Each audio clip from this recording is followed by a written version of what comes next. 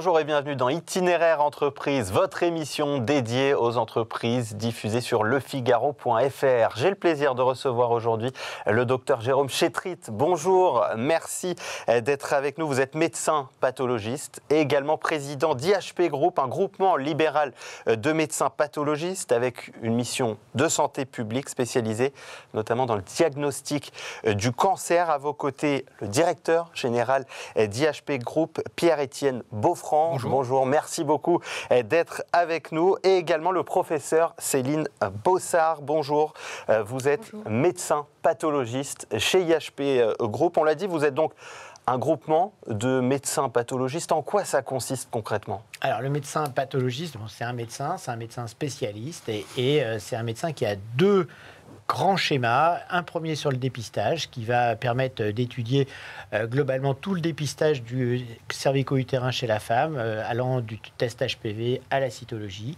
et toute une partie diagnostique, d'étude des tissus, notamment en cancérologie, où on va donner le diagnostic et des items pronostiques ou des choix thérapeutiques derrière pour le patient. Vous êtes donc un acteur central en termes de cancérologie, évidemment en première ligne en ce qui concerne le dépistage. Aujourd'hui, vous avez 6 centres en France. Comment un centre fonctionne ? Donc on est à IHP Group, c'est 55 médecins libéraux indépendants qui sont dans donc 6 centres qui vont de La Rochelle, Nantes, Angers, Tours, Paris et Reims, qui sont aidés par 220 salariés, techniciens, techniques et logisticiens. Et on traite un peu moins d'1 million de prélèvements par an. Et on a une centaine d'établissements de santé partenaires et 3000 prescripteurs. Et on est dans ce groupe-là, chose rare pour du privé. Il y a des référents 1K, il y a des gens qui sont dans des sociétés savantes. Donc tout ça permet de répondre à de la médecine de proximité, avec de qualité et d'expertise, avec un maillage vraiment territorial. Voilà, donc on a essayé effectivement de développer des plateaux techniques avec toutes les nouvelles techniques innovantes, biologie moléculaire, NGS, l'immunohistochimie de toutes les possibilités, ce qui nous permet effectivement de traiter un maximum de dossiers et d'appuyer toutes nos cliniques privées, mais aussi les hôpitaux avec lesquels nous travaillons, notamment en cancérologie et avec la participation au RCP, donc les réunions de concertation pluridisciplinaires qui permettent de déterminer des choix pour le patient et son traitement ensuite. Vous faites donc de l'analyse et du diagnostic, mais jusqu'où va votre rôle dans le processus de prise en charge d'un patient ? Alors nous, notre prise en charge elle est vraiment importante en libéral. On fait 90% de l'activité de cytologie, donc notamment le dépistage dont je vous ai parlé tout à l'heure, et 70% quasiment de l'activité d'histologie. On travaille avec toutes les cliniques effectivement de nos régions, mais aussi d'une grande partie des centres hospitaliers départementaux et parfois les CHU. On étudie l'ensemble des tissus et on essaye de déterminer d'une part un diagnostic et d'autre part de mettre en place les critères qui vont permettre en place ensuite le traitement pour le malade. Oui, je rebondis sur ce que dit le docteur Chétrit. Effectivement, le pathologiste doit être considéré comme le chef d'orchestre en fait en cancérologie, parce que s'il n'y a pas de compte-rendu anatomopathologiste, l'oncologue, il ne propose aucun traitement optimal. Et pourquoi ? Parce qu'on est rentré, je dirais, au début des années 2000 dans la médecine de précision et la médecine personnalisée avec le développement des thérapies ciblées. Et qu'est-ce que c'est qu'une médecine de précision ? En fait, c'est avant les années 2000, on faisait un diagnostic de cancer. Et suite à ce diagnostic, on proposait une chimiothérapie ou une intervention chirurgicale ou de la radiothérapie. Aujourd'hui, on fait un diagnostic d'un cancer particulier. Et on en fait diagnostic d'une foultitude. Et chacun a une carte d'identité. Et cette carte d'identité, c'est le pathologiste qui l'établit, avec des aspects morphologiques pour le classer, des aspects pronostiques pour évaluer l'évolution de la maladie, et puis surtout des marqueurs qui vont prédire la réponse aux thérapies ciblées. Et ça, le pathologiste établit cette carte d'identité grâce à des techniques qui ont évolué au fur et à mesure. Il y a eu la première révolution avec l'immunohistochimie, fin des années 80. Deuxième révolution, la biologie moléculaire, début des années 2000. Donc c'est grâce au développement en anatomie pathologique que la médecine personnalisée, en fait, s'est mise en place. Et on va peut-être en parler par la la suite, la troisième révolution, ça va être l'intégration de l'intelligence artificielle dans la routine diagnostique du pathologiste. On va parler évidemment de toutes ces thématiques autour de l'intelligence artificielle. Vous êtes un groupe qui existait depuis maintenant plus de 50 ans. Quelles vont être vos ambitions, votre vision, votre stratégie, évidemment, face à l'innovation pour les prochaines années maintenant ? Donc le groupe IHP, depuis de nombreuses années, est sur le sujet de la numérisation et de l'IA. Pour preuve, on a été les premiers à avoir la solution Genius, qui permet la numérisation à 100% des cas de frottis et qui permet, avec l'aide de l'IA, aux médecins pathologistes de répondre à l'ensemble des dossiers de frottis. Donc tout le groupe IHP, l'ensemble des examens sont répondus avec cette solution. Donc on est les premiers à avoir un flux qui est numérisé de A à Z et qui permet une réponse moderne, qui permet une réponse de qualité et une expertise sur ces cas-là. Notre impact sur la spécialité, ça va être effectivement de travailler sur l'IA. On a choisi une solution américaine avec celle-là pour les frottis cervico-utérins.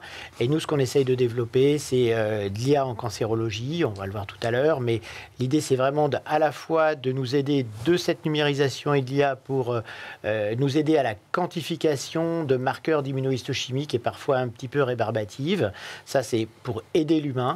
Mais aussi de développer des nouveaux marqueurs théranostiques qui étaient jusque-là réservés à la biologie moléculaire et des index pronostiques pour essayer de voir si, avec notre œil d'anapathe, on avait quelques idées sur le pronostic par rapport à un cancer. Mais là, est-ce que l'IA va pouvoir aller plus loin et nous déterminer si c'est un pronostic plutôt bon ou plutôt mauvais et entraîner une thérapeutique à la suite. Vous utilisez donc déjà les algorithmes de l'intelligence artificielle dans votre activité de dépistage du cancer du col de l'utérus. Vous soutenez le développement d'autres algorithmes pour le cancer du sein, notamment, professeur Bossard. Quel intérêt à développer l'IA dans votre spécialité aujourd'hui ? Alors, le point essentiel, avant l'IA, c'est la numérisation. Ouais. Et on assiste depuis très peu de temps au déploiement de la numérisation des structures ACP sur le territoire français. Donc ça a d'abord commencé par les structures hospitalières qui ont bénéficié d'un soutien financier par les pouvoirs publics. Et on espère bien que ces prochaines années, assez rapidement, les structures privées vont pouvoir faire de même. Et donc, comment se déroule la numérisation ? Je vous ai apporté deux lames d'histologie ici. Ici, une biopsie, ici, une pièce opératoire. Et ça, ce sont des lames que l'on analyse tous les jours sous nos microscopes. Oui. La numérisation va permettre de scanner à haut débit, à haute résolution, ces lames physiques en lames virtuelles, donc en fichiers numériques. Et ces fichiers numériques, qui pèsent très lourd en termes de gigaoctets, vont pouvoir être analysés par des réseaux de neurones artificiels. Et pour quelles applications ?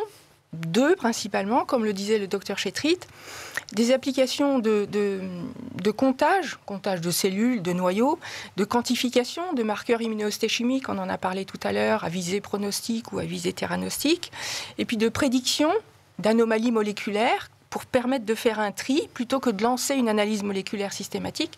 Tout ça, ça va permettre de libérer du temps aux pathologistes pour qu'ils se consacrent à des tâches beaucoup plus complexes, à des dossiers plus difficiles. Et la deuxième application, le docteur Chetrit en a parlé aussi, c'est de produire de nouvelles signatures numériques à visée pronostique ou prédictive de réponse thérapeutique. Cependant, le point essentiel, je crois, c'est qu'il faut retenir que l'intelligence artificielle ne va pas remplacer le médecin pathologiste. Oui. Le médecin pathologiste va rester responsable du diagnostic qu'il va faire à l'oncologue. Donc, ce sera plutôt un assistant rapide et fiable, on l'espère.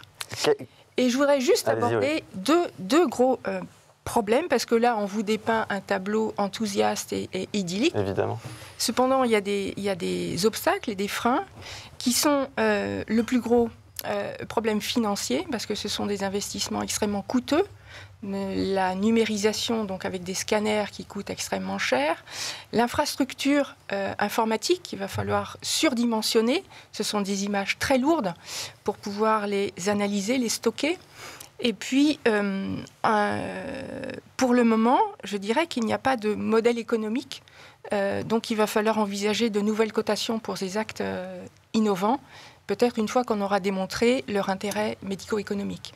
Mais on l'espère de tout cœur pour que le maximum de patients puissent en bénéficier. Et du coup, quelle est l'implication d'IHP Group dans ces développements d'algorithmes de l'IA? Alors, pour développer un algorithme qui soit fiable et rapide et utile dans la pratique diagnostique au quotidien, je crois qu'il faut que ce développement soit basé sur un travail en étroite collaboration entre des médecins pathologistes qui vont poser la bonne question biologique et des data scientists qui vont analyser les images. Et ce duo d'acteurs principaux doit se poursuivre durant le développement, la validation jusqu'à l'intégration de l'algorithme dans la pratique diagnostique au quotidien. Et à l'IHP, on a l'opportunité de travailler en collaboration avec une start-up lyonnaise, française, qui s'appelle Diadip, fondée en 2021. Et plusieurs médecins au sein de l'Institut s'investissent en fonction de son expertise dans le développement, la validation jusqu'à l'intégration de ces algorithmes dans notre routine au quotidien, pour que ce soit vraiment utile et performant. Vous êtes donc placé dans une démarche réelle, démarche même d'engagement pour le futur de la spécialité. Quelles vont être vos prochaines étapes désormais pour pouvoir soutenir la médecine de demain et surtout quand tous ces projets vont pouvoir être mis en place? Donc, comme l'a dit le professeur Bossard, il y a toute une partie numérisation qui est nécessaire, c'est la base de l'outil. Et donc, l'IHP Group va engager cette année les achats de 6 scanners au minimum pour déjà numériser une partie des dossiers, pour pouvoir voir si la faisabilité économique, technique et organisationnelle permet de répondre dans un délai raisonnable au cas et comment est-ce qu'on accompagne le développement du groupe à travers la numérisation. Et un second volet pour le groupe IHP, c'est qu'on a une filiale qui s'appelle IHP Data Hub qui nous permet maintenant de pouvoir collaborer avec d'autres centres, avec d'autres entités pour pouvoir échanger des cas d'histologie ou des cas de cytologie pour pouvoir partager à travers le numérique et faire développer à la fois l'expertise et la compétence du groupe et pouvoir partager aux autres entités ces éléments. Voilà, IHP Data Hub, c'est vraiment, avec la numérisation, un gros projet pour l'IHP Group, puisque ça va nous permettre effectivement de pouvoir proposer aux activités de recherche de l'ensemble des Français à l'international des datas documentées, tant de lames d'histologie numérisée que de blocs qui est le matériel humain qui a été nécessaire au diagnostic. On va bien sûr continuer avec Diadip sur l'intelligence artificielle grâce à la numérisation en routine et donc mettre nos algorithmes en routine dans nos laboratoires au service du patient. Et puis, tout ça, ça va nous mener effectivement en plus avec une augmentation de notre activité de biologie moléculaire qui va, elle aussi, augmenter certainement avec des marquages plus spécifiques encore pour des thérapeutiques et des thérapies encore plus ciblées pour les patients.